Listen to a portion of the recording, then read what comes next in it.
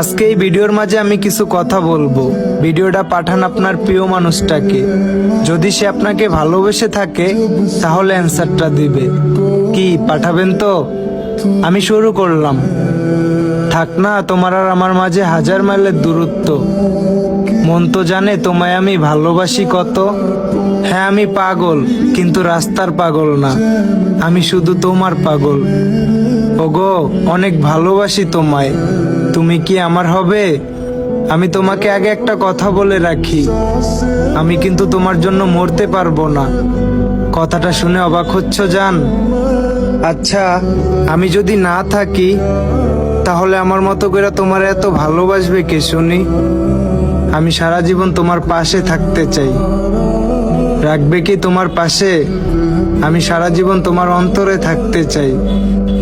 থাকতে দেবে কি তোমার অন্তরে?